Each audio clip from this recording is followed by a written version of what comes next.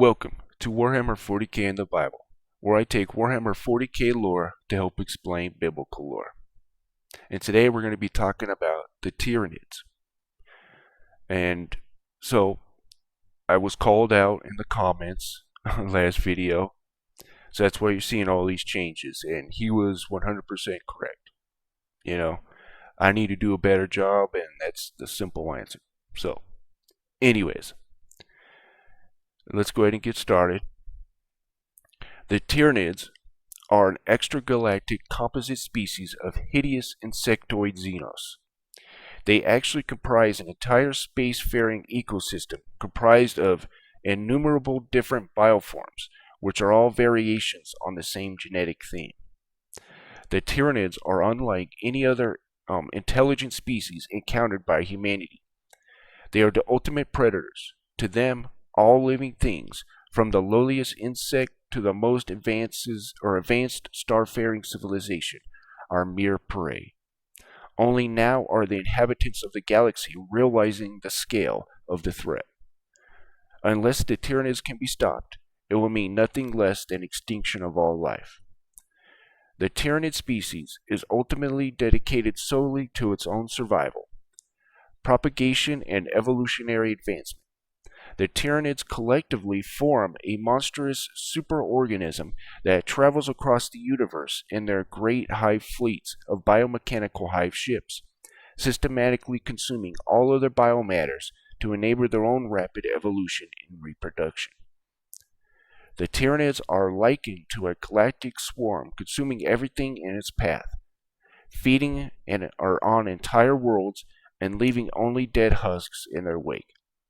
Their threat is such that an unprotected planet can be infested and stripped clean of its own organic matter in a matter of solar weeks without even slowing down an advance of the hive fleet. So real quick, I forgot to say this. So the format is I do Warhammer 40k, biblical lore, and then back to Warhammer 40k. Alright, now that we got that out of the way. Okay. All Tyranid organisms are synaptic, cyclically active or reactive, and each Tyranid creature within the hive fleet shares and contributes to be communal hive mind, which allows the trillions of beings who comprise the Tyranid hive fleets to communicate and organize instantaneously on a staggering scale. The mentality of the Tyranid approach to warfare can be described with the phrase, "Quantity has a quality all in its own." From the lowly Ripper to the deadly hive tyrant and beyond, the signature of the Tyranid species is that they overwhelm their foes with sheer numbers, reproducing massive numbers of highly virulent organisms in record time from the biomechanical soup that they derive from the biospheres of the worlds they consume. The components of a Tyranid hive fleet travel almost exclusively in large groups known as swarms that possess specialized biomechanical creatures for destroying and consuming a wide variety of prey life forms. So again, guys, I apologize. I'm reading from a small screen, so apologies. The Tyranids have evolved sophisticated methods for facilitating genetic transfer across species boundaries. As a result, a significant goal of any Tyranid invasion is acquisition of useful new biological traits from other life forms. These are used by the hive mind to enhance the Tyranids' effectiveness in consuming new worlds to gain more of the necessary organic raw materials for further reproduction and directed evolution. All Tyranids are reproduced by a single, highly intelligent female bioform known as the Norn Queen. A hive fleet's Norn Queens are the most important Tyranids within the fleet, for if they are injured or killed, the Tyranids cannot reproduce their numbers from the captured biomass. As a result, Norn queens can be found only at the heart of the largest and most well-defended Tyranid hive ships. Alright, we're going to do a little bit of the history here. We'll probably read up until this part right here where it talks about the Astronomicon and why. Anyways, we'll read that. So, the Tyranic Wars. Now, I do believe the Tyranids were named because of a planet they invaded called Tyrannus or something like that. Something to that extent. So, in the Tyranic Wars, the Tyranids are not native to the galaxy. They have journeyed across the unspeakable cold of the void, where time and space conspire to hold the stars apart with inconceivable distances. Yet the Tyranids cross the expanse nonetheless, moving through empty darkness for countless millennia to reach the rim of the galaxy. Who can say for sure what could compel an entire species to make such a venture? Perhaps the Tyranids have already consumed everything of worth in their home galaxy and must find new feeding grounds or starve.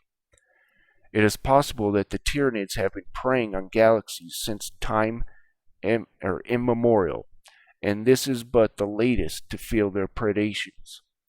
Some have seen or even speculated that the Tyranids are in flight from an even greater threat, be it a cosmic disaster or another fearsome alien threat, and have risked the nothingness between galaxies rather than face extinction.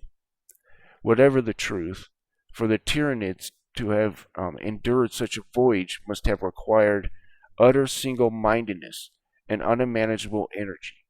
During their journey, the Tyranids slumbered in the state of frozen hibernation, but now they have arrived. They have awoken and they are hungry. The first recorded contact between the Imperium and Tyranids places their appearance in the eastern fringes of the galaxy in 745 Millennium 41, or 745 Millennium 41, whatever you want to say it is. However, it is rumored that the Ordo Xenos of the Inquisition had identified possible appearances of this Xenos species as far back as the 35th millennium. The Xenos emerged from the intergalactic space of the local group of galaxies, their hive mind drawn to the Milky Way by the psychic beacon of the Astronomicon, and transmitted by Emperor's presence in the warp from Terra. Or I'll read this too right here. I guess that's okay.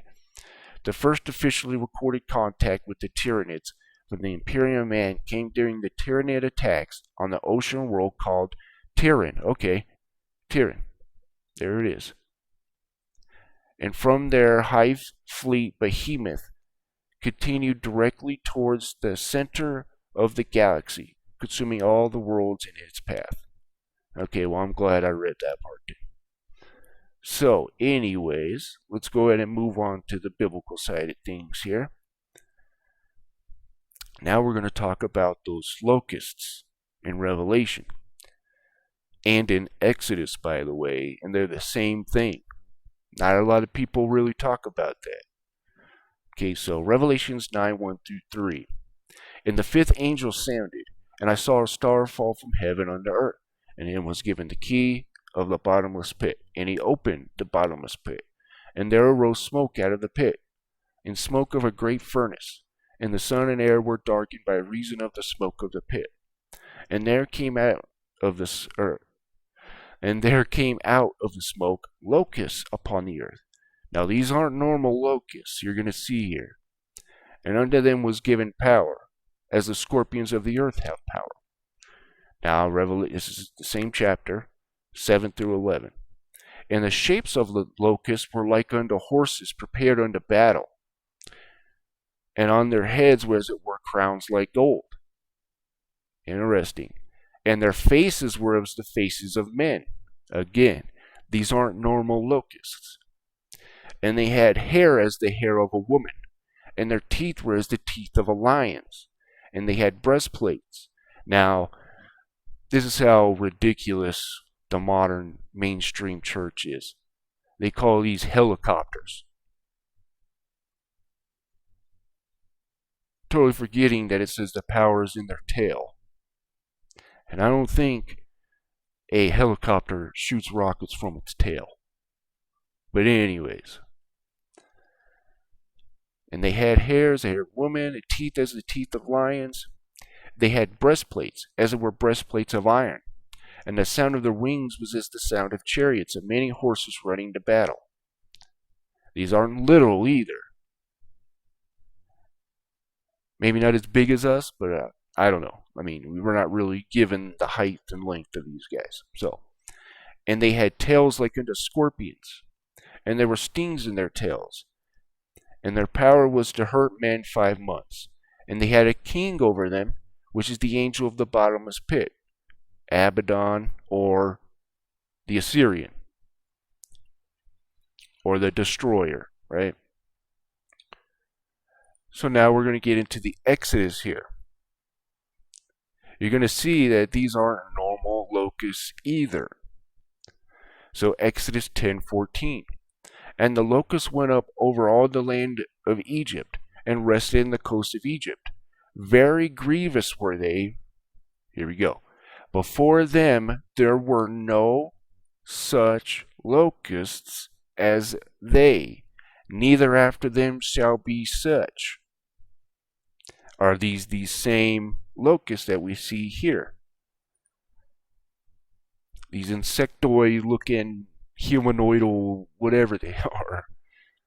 So interesting stuff there. And I haven't really seen anybody talk about this right here, that these could be the ones in Revelation there. So you're hearing something probably new there. So Mark 5:9. And he asked him, what is thy name? And he answered, saying, oh yes, so this is the hive mind mentality. Should have set that up first. So Mark 5:9. And he asked him, what is the name? And he answered, saying, my name is Legion. So now pay attention to this part. He says, my name is Legion, but for we are many. That's a high mind right there, right? Because he says, my name is Legion, so he's talking like me or whatever, but for we are many. So there's the hive mind mentality. So Revelation 17:10 through 13. This is more of the hive mind that's coming. So Revelation 17:10 through 13. And there are 7 kings, 5 have fallen, and one is, and the other is not yet come. And when he cometh, he must continue a short space. And the beast that was, now this is interesting here because it means he was before John's day. He's not now in John's day, but he is the 8th and is of the 7. So he was the part of the 7 before him, right? But he's going to be the 8th. Think about that one. That's why where you get all this resurrection, the resurrecting God and all that stuff, right? Okay.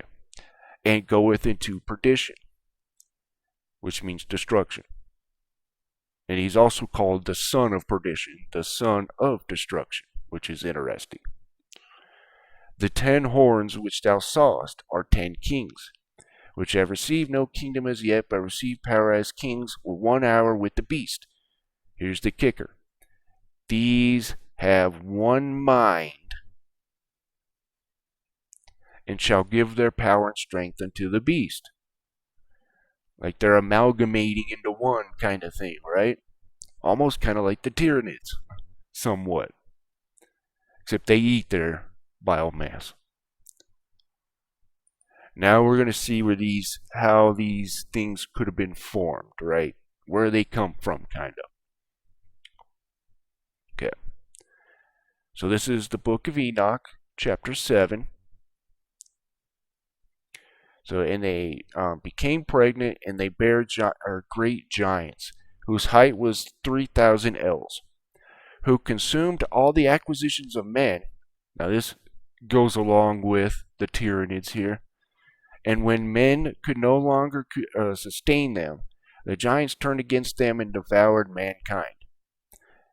And they began to sin against the birds, and against the bees, and reptiles, and fish, to devour another's flesh, and you get the gist. So this they began to sin means they began to genetically manipulate. They started, making and probably copulating with them, right? Kind of gross. I wouldn't doubt that.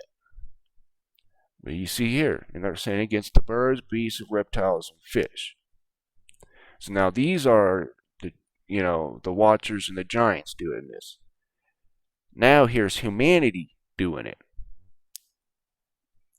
Let me find it real quick. I wish this was like, Bible Gateway, but okay, Methuselah 100.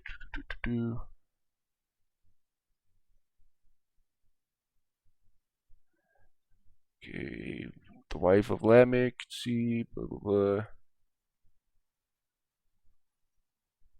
Here we go. Verse 18. So this is the book of Jasher, or Yasher, however you want to say it. Just means the book of the upright. But this is chapter 4, verse 18. And the judges and rulers went to the daughters of men. This is talking about those watchers and the principalities, right? Took their wives by force from their husbands according to their choice. And the sons of men of those days took from the cattle of the earth, the beasts of the field, and the fowls of the air. Oops. And taught the mixture of animals of one species with the other, in order with which to provoke the Lord. And God saw the whole earth, that it was corrupted, and the flesh had been corrupted its ways upon the earth, all men and all animals. So, this is where they come from. This is how they were made, right? And I would say probably more from the Nephilim side of things instead of men, but they could be. They definitely could be. So, now let's go ahead. We're going to talk about the different kinds. So you got the hive tyrants. The hive tyrants are large and enormously strong Tyranids who act as the leaders of the swarm and the synaptic conduit for smaller creatures. They are highly psychic and highly mutable, and have a closer connection to the hive mind than most other genera of the Tyranids. Genera, I've never heard that before. You learn something new. Then again, it could be probably it's general of Tyranids. I don't know. I could be wrong. So, they are skilled at both close combat and ranged attack, more so than most Tyranid organisms. So I'm not going to read the whole thing. We're just going to go through the important parts. Brood lords. The brood lords are another Tyranid synaptic organism, regarded as the epitome of the gene stealer breed. The brood lord is one of the first gene stealers to make planetfall on a victim world. They are devastating in combat and are specifically adept at infiltration on the battlefield to get closer to the enemy. Tyrant Guard. The Tyrant Guards are special species of Tyranids spawned in small broods for the sole purpose of defending the hive tyrant. They are large, tough, and difficult to harm. It is nearly impossible to surpass their defense. Tyrant Guard are completely blind, utterly controlled by the synapse creatures they protect. On occasion, Carnifex also benefit from the Tyrant Guard protection. Okay. Tyranid Warriors. The Tyranid Warriors are synaptic foot troops for the swarm, in between the size of a hive tyrant and a gaunt. They serve as psychic resonators, or they serve as psychic resonators and assist in guiding the lesser Tyranid troops into battle. They are fast and powerful, with the capability to strong range combat or in close quarters, in a similar fashion in the Hive Tyrant. Lictors. Lictors are are large, deadly organisms bred for their stealthy qualities. A lictor is basically a chameleonic in nature, allowing it to blend with its surroundings to hunt and later kill its prey.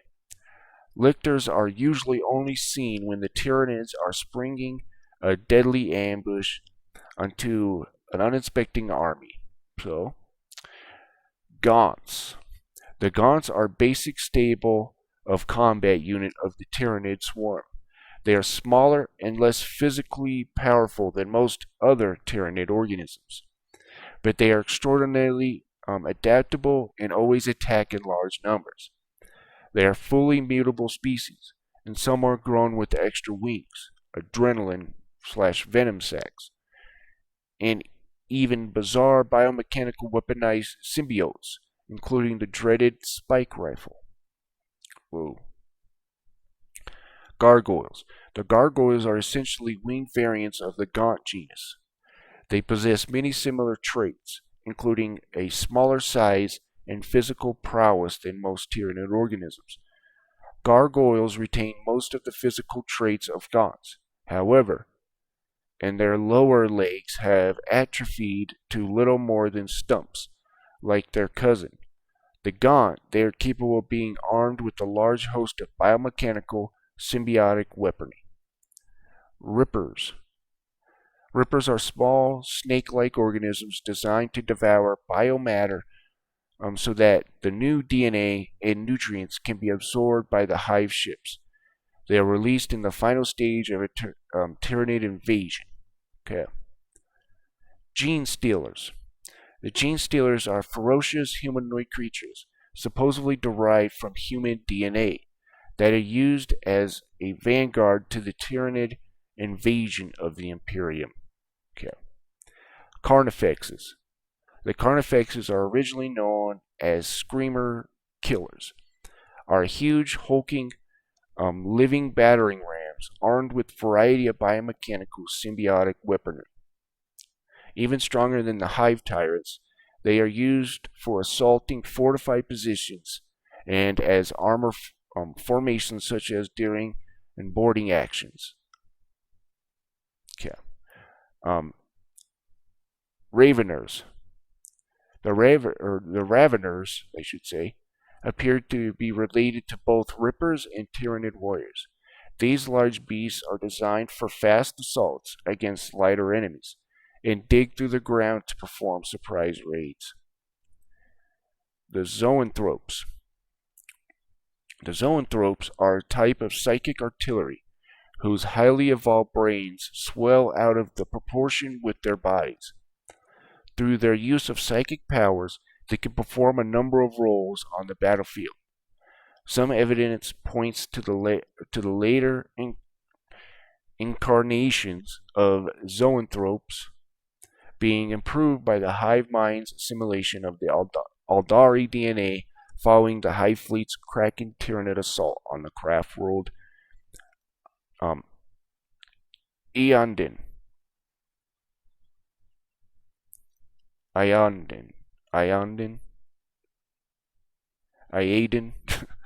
Ah, boy, I should have looked that up. Anyways, Biovores. The Biovores are sluggish, sessile creatures whose only task is to grow and launch spore mines towards the enemies.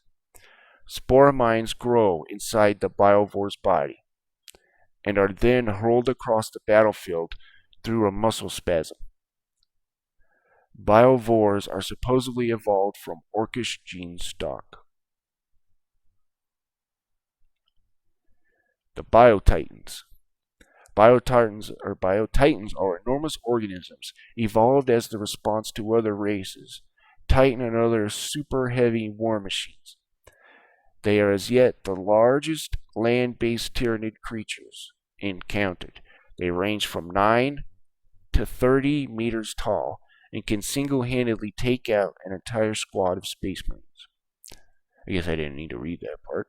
Norn queens. The Norn queens are gargantuan organisms that are essentially biomechanical wombs that give birth to all their known tyrannical life forms. And of course, are in the middle of the fleet, well guarded and all that. Right? Dominatrix. Sorry. Oh boy, gotta love high school. So the Dominatrix are the Norn Queens linked to the Tyranid ground forces. Okay, I had to make sure that I was reading that right. That's Dominatrix. Okay, they are huge, monsters, almost as large as a Biotitan and the stronger. Why didn't I go down this far? I don't know why I didn't. I'm an idiot sometimes. Anyways, they are huge monsters, almost as large as the Biotitan and stronger, more physically powerful female hive tyrant. Okay. So I'm a little frustrated with myself that I didn't go down this far. The Trigons are powerful serpentine organisms that tunnel behind enemy lines, towering over a carnifex. Trigons are one of the most powerful Tyranids breeds in existence. Trigons can also become synapse creatures to control other Tyranids. The Molochs. The Molochs are a subspecies of the Trigon. They are worm-like.